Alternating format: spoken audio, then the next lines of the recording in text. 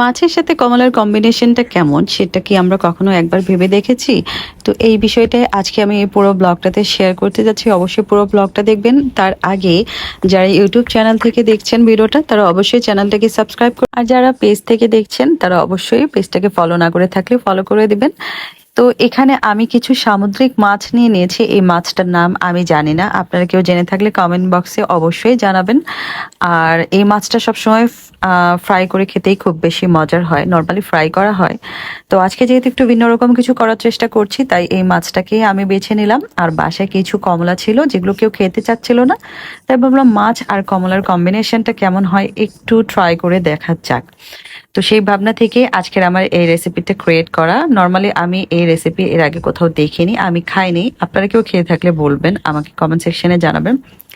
আর আমার মতো যারা ভিন্ন রকম রেসিপি ট্রাই করতে পছন্দ করেন তাদের তো অবশ্যই এই রেসিপিটা মাস্ট বাসায় করা যায়।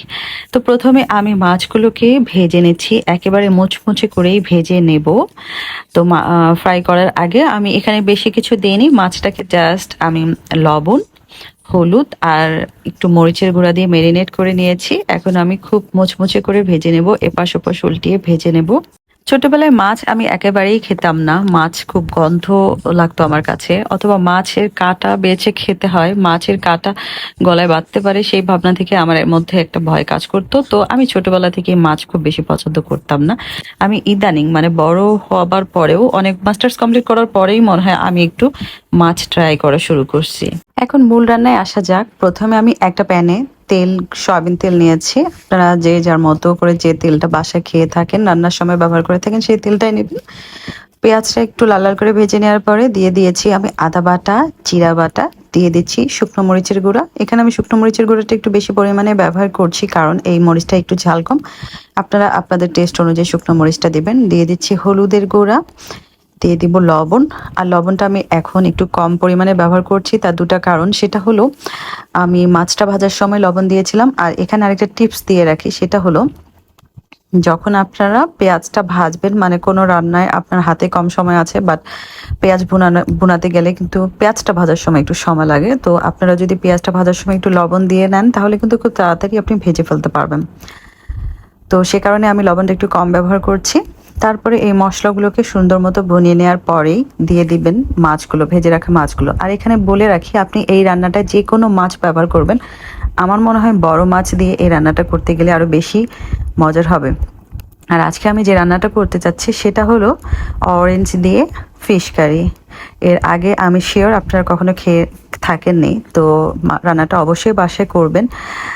এখন মাথায় আসতে পারে অরেঞ্জ দিয়ে আবার মাছ রান্নাটা কেমন হতে পারে। তো নর্মাল সিম্পল একটা বিষয়, আমরা ভাত খাওয়ার সময় মাছ কিংবা মাংস দিয়ে লেবু রস মিশিয়ে খাই না, ঠিক সেম লজিকটাই এখানে কাজ করে আসলে।